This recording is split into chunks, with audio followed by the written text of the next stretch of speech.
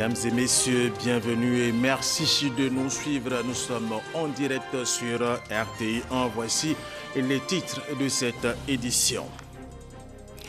Par rapport à la mutinerie des soldats mécontents des tirs ont été entendus ce lundi matin ici à Abidjan et dans plusieurs localités du pays. Les détails dans cette édition. Ce lundi, l'on célèbre la Journée internationale de la famille, la 23e édition, occasion pour les gouvernants de se rappeler de l'importance de la famille dans la société.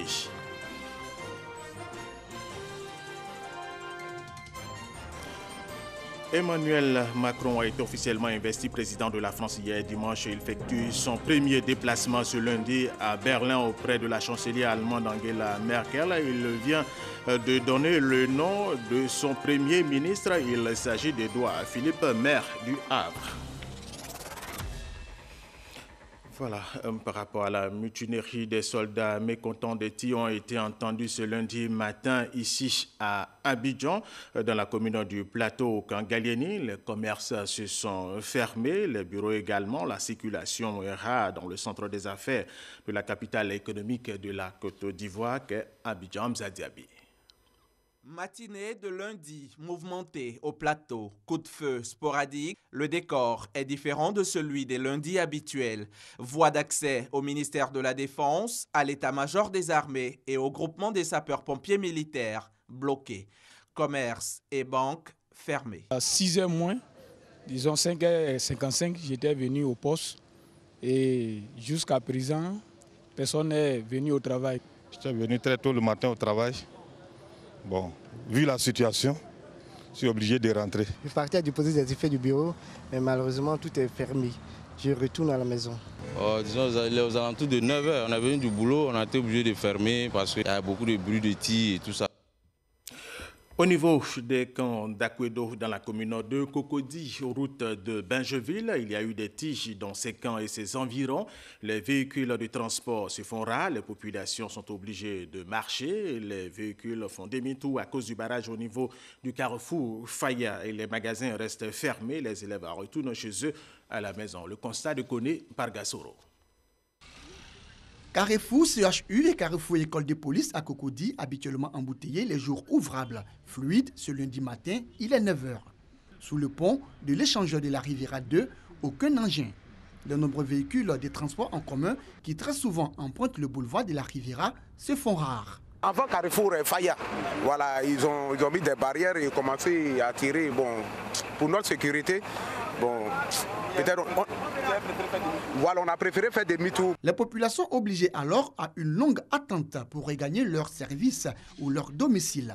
Dans les rues, élèves du primaire, du secondaire et étudiants retournant chez eux. On ne gagne pas voiture pour aller à l'école. Ils ont bloqué la route. On ne peut pas passer. On s'en à la maison. Magasins, boutiques et banques tout le long du boulevard restent fermés. On a attendu un peu des tirs partout. Donc, puisque les gars, tout le monde est en train de fermer, donc la raison pour laquelle moi aussi, mon boss m'a demandé de fermer. En longeant le boulevard au niveau du carrefour Faya, difficile de poursuivre notre chemin. Les véhicules font demi-tour, rebroussant chemin à notre tour. Une escale au carrefour de la vie à Cocody. Là aussi, le constat est le même. Les populations attendent les véhicules de transport en commun pour rentrer chez elles. Connu par Gassoro, notre reporter Francis Boifo lui a sillonné les communes de Trècheville et de Marcory. Son constat est que ces communes sont calmes et les populations vaquent à leurs différentes occupations. Francis Boifo. Grand marché de Trècheville. Nous sommes à 100 mètres de la garde républicaine. Des magasins ont ouvert, certains commerçants s'installent. On dit qu'il y a des petits pareils, même à Djamé, mais ici à Trècheville, il n'y a rien d'abord. On attend des clients. La commune est calme et les populations vaquent à leurs occupations. Constat à la rue 38, la rue 12 et la gare de Bassam. À la gare de Bassam, ici, il n'y a pas de problème. On attend des clients comme ça. Ils vont venir, on va les déposer soit à Bassam ou bien à Gonzac. Ça roule. Hein? Ça bouge également à Marcory. Des banques ont même ouvert. Les transporteurs sont à la tâche. Pour le moment, tout se passe bien ici, il n'y a vraiment pas de problème. Les voitures roulent. Voilà, pour le moment, il n'y a pas de problème à Marcory, à la gare ici. Pas de tir entendu ce matin à Trècheville et Marcory. En tout cas, pour les deux communes visitées. Quand nous quittions les lieux, il était 10h07. Hors d'Abidjan, à Mont, la situation était normale ce matin. Les écoles étaient ouvertes, les marchés, le commerce également. Mais la situation a dégénéré et les tirs se font de plus en plus entendre. Nous y reviendrons dans nos prochaines éditions. À Korogo, au nord de la Côte d'Ivoire, Korogo, ce lundi, dans une tranquillité des jours ordinaires, dans les rues, l'on remarque les mouvements des populations et les engins à deux roues. Cette tranquillité a juste été perturbée à 9 h avec des tirs de militaires qui se rendaient au corridor, mais après ce passage rapide de panique, tout est redevenu normal. Les populations vaguent à leurs différentes occupations, nous dit Eugène Atoubé qui est à Korogo pour RTI 1. Le marché de Korogo, symbole d'une ville dynamique et prospère, distille son parfum de mangue et ses odeurs de produits du terroir. Il est plus de 10 h ce lundi, jour de marché. À l'ambiance qui y règne vient un écho l'effervescence dans les rues, avec cette touche pittoresque que donne ce mélange, piétons, véhicules et engins à 2 ou 3 roues qui se disputent le macadam, l'une des particularités de la cité du Poro. Korogo, ce lundi au lendemain de la marche de protestation contre les soldats mécontents, laisse avoir un retour à la normalité.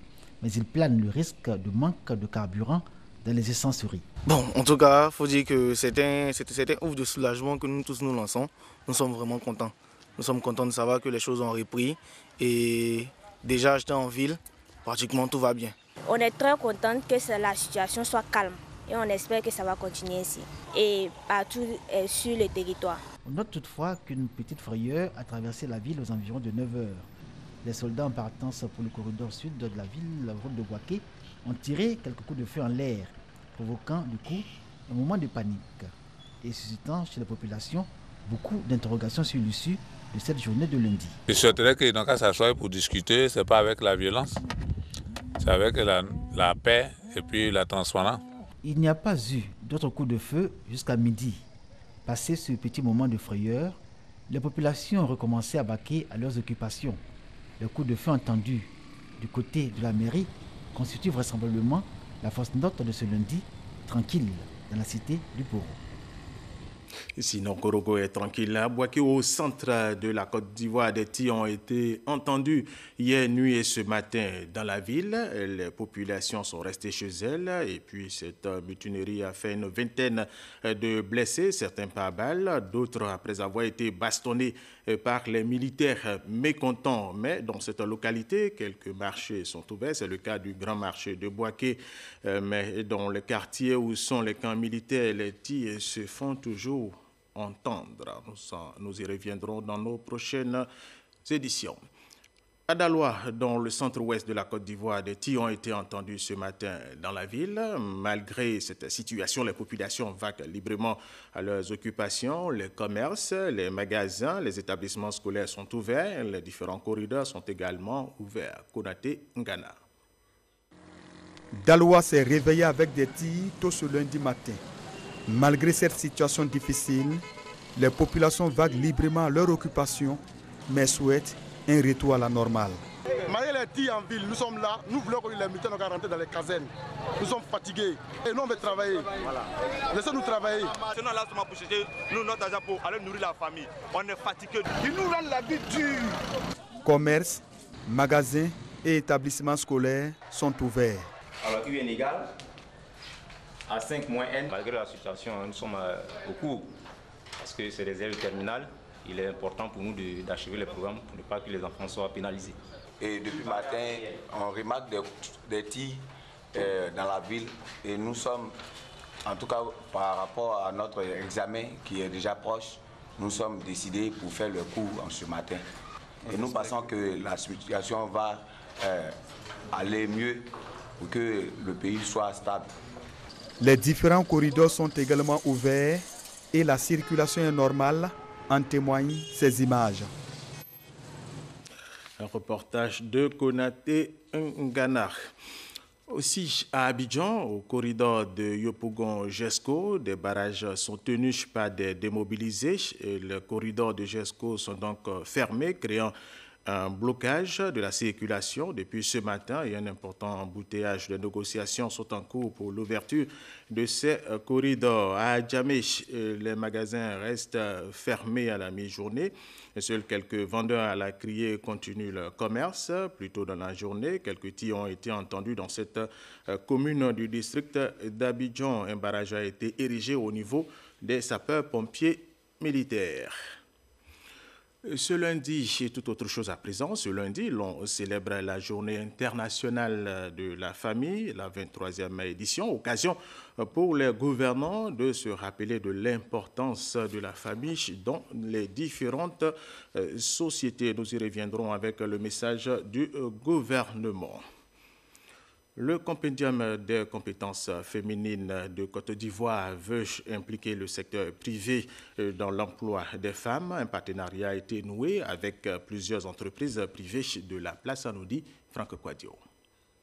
Les femmes diplômées ou non peu présentes dans le monde de l'emploi, une réalité qui préoccupe de plus en plus. Très souvent, nos connaissances restent à l'étape théorique et quand on sort, par exemple, on est livré un peu à nous. Être en activité et briser certaines habitudes, celle par exemple de la femme reléguée au foyer. Dans les entreprises ou bien dans les organes, dans les ministères, on remarque qu'il y a toujours, on peut dire, moins de femmes que d'hommes. Souvent, la femme même n'a pas confiance en elle-même en se disant, bon, il y a déjà des hommes qui ont, par exemple, fait déposer des candidatures, par exemple. Et donc, la femme a peur de déposer sa candidature. Depuis 2011, le compendium de compétences féminines répertorie les femmes dans divers domaines de compétences, celles qui peuvent avoir un pouvoir de décision, mais aussi celles, diplômées ou non, capables de s'insérer dans le monde de l'emploi. Une base de données de plus de 12 000 femmes a été élaborée. Pour plus de visibilité, une signature de convention avec 3 cabinets de recrutement est initiée, une façon de s'ouvrir au secteur privé. Une nouvelle constitution qui, dans son article 37, dit que l'État œuvre à promouvoir la parité dans le domaine de l'emploi. Alors, nous avons convoqué nos partenaires, qui sont les maisons de recrutement, afin qu'ils puissent non seulement former nos femmes à être compétentes et postuler, nous faire parvenir les offres d'emploi pour que les femmes soient au courant en temps réel. Un partenariat qui a son sens. Il va s'agir d'élargir le champ de compétences des futurs leaders, une façon de se rapprocher de la parité homme-femme dans le champ de l'emploi voulu par les autorités ivoiriennes.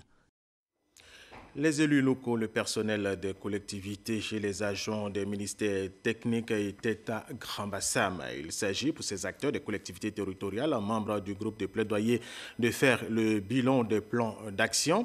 Des plans d'action élaborés en 2016. Ces plans d'action portent sur le statut de l'élu local et la fonction publique territoriale, et les finances locales, les services essentiels et le rôle des élus locaux dans la politique de lutte contre le réchauffement climatique. Kwasi Mamadou. Le statut de l'élu local, la gestion des ordures ménagères et des eaux usées, le manque de ressources humaines qualifiées et adaptées, transfert de compétences partielles, le rôle des élus locaux dans la lutte contre le réchauffement climatique, autant de sujets qui préoccupent les maires, les présidents des régions et les gouverneurs des districts de Côte d'Ivoire. Un groupe de plaidoyer a été mis en place en vue de faire porter ces préoccupations au plus haut niveau. Un an après la mise en place des plans d'action, l'heure est au bilan. Aujourd'hui, nous avons une situation qui est assez importante, c'est que les élus n'ont pas de statut. Au même titre qu'il y a des fonctionnaires de l'État, il doit y avoir des fonctionnaires de collectivités territoriales qui ont donc la garantie de leur statut, qui ont donc la facilité d'une mobilité. C'est-à-dire que quelqu'un peut être agent à Bassam, à la commune de Bassam, demain être affecté à la commune de Bonois, par exemple, avoir des droits et des avantages. Les finances locales occupent une place importante dans les débats. L'Association internationale des maires francophones, AIMF, décide d'accompagner les fêtières ivoiriennes dans la réalisation de leurs projets de développement. Les villes se développent très vite. Et donc, il est important qu'elles aient les moyens financiers, humains, en termes de compétences techniques, en termes d'autonomisation financière, pour répondre aux défis qui se posent du fait de la croissance urbaine. Accès à l'eau potable, l'aménagement urbain, la planification, tout ça sont ces défis qu'on souhaite accompagner. Le transfert des ressources de l'État en Côte d'Ivoire ne représente que 2%. Or, l'UMOA, les normes, c'est 20%. Vous voyez un peu l'écart, moins de 18%. Sans compter aussi la technicité qu'on doit pouvoir nous transférer. Représentant le ministre d'État, ministre de l'Intérieur et de la Sécurité, le directeur général de la décentralisation et développement local a rassuré les élus locaux de la prise en compte de leurs préoccupations pour faire de la décentralisation une réalité en Côte d'Ivoire. Moi-même convaincu que la solution réside dans un dialogue renforcé entre toutes les parties prenantes, particulièrement entre l'État et les collectivités territoriales, et qu'une logique contractuelle fondée sur des objectifs communs et des moyens clairement définis est la voie la plus sûre pour obtenir des résultats favorables. Pendant ces 2 jours de travaux, les acteurs du développement local ont élaboré un nouveau plaidoyer qui sera soumis au gouvernement ainsi qu'aux députés. Toute chose qui devrait renforcer et faciliter la tâche des élus locaux dans leur politique d'amélioration des conditions de vie des populations. Un reportage de Kwesi Imamadou. Parlons maintenant de la Cour des comptes pour une utilisation transparente des ressources publiques. C'est avec Lanciné Bakayoko. Reportage. Organique en 2015, la Cour des comptes est une juridiction administrative ivoirienne chargée principalement de juger la régularité des comptes publics, contrôler l'usage des fonds publics par les ordonnateurs, les entreprises publiques, les organismes privés bénéficiant d'une aide de l'État. La Cour des comptes de Côte d'Ivoire se veut en effet une garantie supplémentaire de la transparence et du bon emploi de l'argent public. Nous veillons sur le bon usage des impôts que les Ivoiriens payent, de l'usage qui est fait de l'argent public. En exerçant une compétence juridictionnelle et une compétence de contrôle de la gestion des finances publiques, la Cour des comptes hérite des attributions dévolues à la Chambre des comptes à laquelle elle succède. À équidistance du Parlement et du gouvernement, ses pouvoirs se trouvent renforcés. De plus en plus, il apparaît que l'institution qui contrôle la gestion des finances publiques soit une institution indépendante. Et donc, en sortant de la Cour suprême, l'indépendance de la Chambre des comptes, donc, qui est devenue Cour des comptes, est renforcée. Nous sommes maintenant une institution à part entière. Il s'agit d'un contrôle éminemment technique qui vérifie que les règles spécifiques s'imposant aux comptables publics sont bien respectées. Ce contrôle s'étend dans toutes les administrations publiques, y compris dans les organismes non dotés de comptables publics. Ainsi, chaque année, la Cour procède à des investigations sur pièce et sur place. Mais la Cour peut aussi mettre en jeu la responsabilité des décideurs et des gestionnaires publics. La Cour des comptes aura un parquet près la Cour des comptes. Si jamais il y a des manquements constatés, automatiquement le procureur, et qui assiste d'ailleurs aux audiences, donc est informé en temps réel. Avant, on ne pouvait poursuivre que les comptables publics. Mais avec la LOLF et le Code de transparence, on peut aussi poursuivre les ordonnateurs. La Cour des comptes a acquis des attributions nouvelles, dont la réception de la déclaration du patrimoine du président de la République lors de son entrée en fonction et à la fin de celle-ci.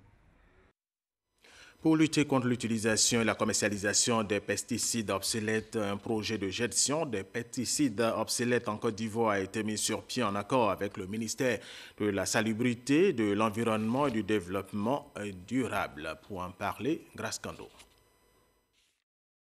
Les pesticides obsolètes sont des produits chimiques non homologués, périmés, interdits et frauduleux. Ces produits sont un danger pour l'homme et une source de pollution pour l'environnement. Au niveau de la reproduction, vous pouvez avoir un impact mutagène, cancérigène, et notamment un impact dans le développement, de la croissance des enfants, des personnes les plus vulnérables, et notamment chez les femmes enceintes. Nous devons d'abord sensibiliser les producteurs pour que déjà ils puissent utiliser les pesticides de manière rationnelle. Mais en même temps qu'ils fassent très attention en ce qui concerne les pesticides obsolètes, parce que nous devons combattre cela ensemble. Face à cette réalité, le gouvernement s'est engagé dans l'élimination de ces pesticides obsolètes et des déchets associés, d'où cette première réunion de pilotage du projet de gestion des pesticides obsolètes qui regroupe plus d'une dizaine de ministères. Il s'agira donc, dans un premier temps, de réaliser l'inventaire de tous les pesticides, d'identifier et de collecter les pesticides obsolètes. Le projet aidera à la promotion des alternatives aux pesticides. Un projet financé par la Banque mondiale à hauteur de 6 milliards sur 5 ans. Selon la ministre Anne-Désirée Ouloto, l'utilisation des pesticides de bonne qualité a permis à la Côte d'Ivoire d'améliorer ses rendements agricoles et d'accroître la productivité de plusieurs cultures. La 3e édition du Festival culturel des arts dans dénommé FECADAN a été officiellement lancée au siège de l'UNESCO d'Abidjan. Cocody, un festival tourné vers la promotion de la diversité culturelle et touristique de la région du Tankuish. Abou Sanogo. La diversité culturelle, la cohésion sociale et le développement local seront au cœur de la 3e édition du FECADAN, le Festival des arts et de la culture d'An qui aura lieu du 3 au 6 juin prochain à Mans. Ce festival qui vise à célébrer la culture d'An a été lancé à Abidjan avec des innovations. Cette année, en plus de la présentation de la culture d'An, vous aurez la culture Sénufo, la culture Gouro et le volet scientifique parce que c'est vrai que nous valorisons, mais il faut laisser les écrits scientifiques qui pourront être cités des années après. Donc il y a un atelier avec des communications de l'UNESCO, des communications des spécialistes qui vont marquer cet événement. L'une de notre missions, c'est la promotion de la culture, d'apporter un appui à l'État parti, d'apporter un appui aux communautés, aux activités des ONG et associations. On ne pouvait pas ne pas accompagner le FECADAN dans cette initiative. Le FECADAN envisage également de favoriser l'intégration de toutes les communautés de la région du Grand Ouest. Plus de 10 000 festivaliers sont attendus à ce rendez-vous. Ils pourront visiter les sites touristiques de la région tels que les ponts de Liane, les cascades et les montagnes. Abou Sanogo, avec Astou Touré, nous allons parler de l'asthme. L'asthme qui est une maladie provoquée par des allergènes tels que la poussière. Ahmed est asthmatique. Élève en classe de terminale, il a découvert la maladie à l'âge de 11 ans. Avec l'aide de son médecin, il a réussi à contrôler ses crises à répétition. Je suis allergique aux crustacés et à la mangue et à l'ananas. J'ai perdu connaissance une fois, mais c'était en 6e. Depuis lors, j'arrive à gérer. Ça se manifeste par des sifflements. Genre quand je respire, j'ai l'impression que ma respiration sifflote et puis je suis enrhumé en même temps. Et comme c'est accompagné d'allergies, souvent ma peau enfle, j'ai des démangeaisons au niveau de la langue. Si Ahmed a réussi à contrôler ses accès, ce n'est pas le cas pour Angela. Les crises d'asthme, elle en fait au moins 2 fois par semaine. Souvent, c'est à cause de la poussière. Quand je balaye la classe, la poussière, quand ça rentre de mes narines, je n'arrive plus à bien respirer et je pique ma crise. Et si la crise est trop forte, je m'évanouis. Et souvent aussi, c'est à cause du climat, quand il fait trop froid. Ce Congo est infirmier dans une école de la place. Il gère en moyenne 50 fois les crises d'asthme par an. Il y a certains qui viennent, qui sentent leur crise venir. Et quand c'est comme ça, ils se lèvent, ils marchent doucement et ils viennent. Et on essaie de gérer la crise. Maintenant, il y a d'autres qui viennent très souvent dans des états ils ont une perte de connaissance. Et quand c'est comme ça, on les reçoit sur le lit et puis on essaie de faire un examen clinique. Selon l'OMS, près de 300 millions de personnes souffrent d'asthme dans le monde. En Côte d'Ivoire, un enfant sur 5 est asthmatique et au moins 25% des adultes le sont également. L'asthme est une affection du système respiratoire touchant les voies aériennes inférieures et notamment les bronchioles. C'est une maladie héréditaire qui ne prend effet qu'en présence de certaines allergènes. Les bronches, qu'est-ce que c'est? C'est tout simplement des tuyaux qui entrent et qui font entrer l'air ou faire sortir l'air de notre poumon, de notre poitrine.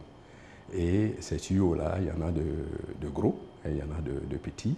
Et c'est surtout au niveau de ces petites bronches que la maladie asthmatique s'installe. Et c'est surtout une inflammation de ces bronches-là. Alors quand on dit inflammation, c'est comme si vous voulez une plaie à l'intérieur de ces tuyaux-là. Et c'est ça qui est la base même de la maladie asthmatique. Pour être asthmatique, il faut 2 conditions. La première condition, c'est d'abord l'hérédité. Il faut reconnaître que lorsqu'on a deux parents, par exemple, qui sont, je vous donne des chiffres, hein, lorsqu'on a des deux parents qui sont asthmatiques, on a autour de 70% de chances d'être asthmatique. Mais lorsque c'est un seul parent, on a autour de 40% voilà. Lorsqu'on a un frère ou une sœur qui est asthmatique, on a autour de 20-25% de chances d'être asthmatique. Donc il faut d'abord la condition génétique. Mais ça ne suffit pas. Ce n'est pas parce que vos deux parents sont asthmatiques que vous serez forcément asthmatique, non. Deuxième condition, il faut le facteur environnemental. Il faut que votre corps rencontre l'allergène ou le facteur irritant ou le facteur déclenchant pour que l'asthme, il n'y a que ces deux-là, voilà, c'est la conjonction, c'est l'union de ces deux facteurs-là, génétique et environnemental, qui crée une crise d'asthme. L'asthme est un mal potentiellement mortel. On ne peut en guérir définitivement. Cependant, il est possible de le contrôler. Votre asthme peut donc être sous forme contrôlée.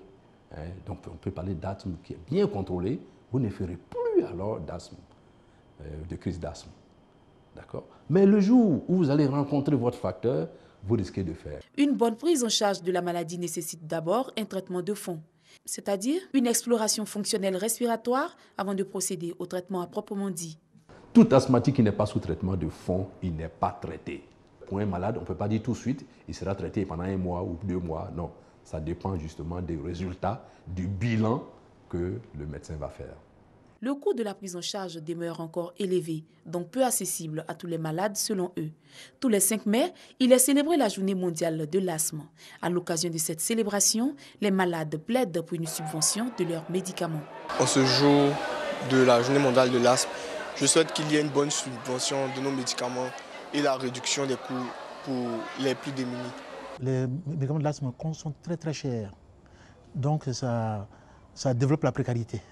Beaucoup de médicaments d'asthme ne sont pas pris en charge par l'assurance. Nous souhaitons que l'État se penche dessus, mais c'est une maladie chronique, l'asthme. Il faut que ça soit aussi qu'on ait une prise en charge complète des asthmatiques. Près de 20% de la population ivoirienne en est touchée, soit 5 millions.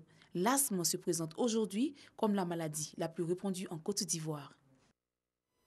Nous vous le disions dans nos titres, Emmanuel Macron a été officiellement investi président de la France hier dimanche lors d'une cérémonie à l'Élysée, devenant ainsi le 25e président de la République française et le plus jeune jamais élu. Le nouveau président français Emmanuel Macron a promis que l'Europe sera refondée et relancée. Il effectue son premier déplacement ce lundi à Berlin auprès de la chancelière allemande Angela Merkel. Il vient de donner le nom de son Premier ministre. Il s'agit d'Édouard Philippe, maire du Havre. La passation de charge aura lieu cet après-midi à 16h française avec le Premier ministre sortant Bernard Cazeneuve. Revenons sur ces informations pour terminer cette édition par rapport à la mutinerie des soldats mécontents. Des tirs ont été entendus ce lundi matin ici à Abidjan dans la commune du Plateau au camp Galieni. Les commerces se sont fermés, les bureaux également. La circulation est rare dans le centre des affaires de la capitale économique de la Côte d'Ivoire qu'est Abidjan. À Adjamé, les magasins restent fermés à la mi-journée. Seuls quelques vendeurs à la criée continuent leur commerce. Plus tôt dans la journée, quelques tirs ont été entendus dans cette commune. Un barrage a été érigé au niveau des sapeurs-pompiers militaires. À Daloa, dans le centre-ouest de la Côte d'Ivoire, des tirs ont été entendus ce matin dans la ville. Malgré cette situation, les populations vaquent librement à leurs occupations. Les commerces, les magasins, les établissements scolaires sont ouverts et les différents corridors sont également ouverts. Et c'est la fin de cette édition. Merci de l'avoir suivi. Restez avec nous sur RTI 1.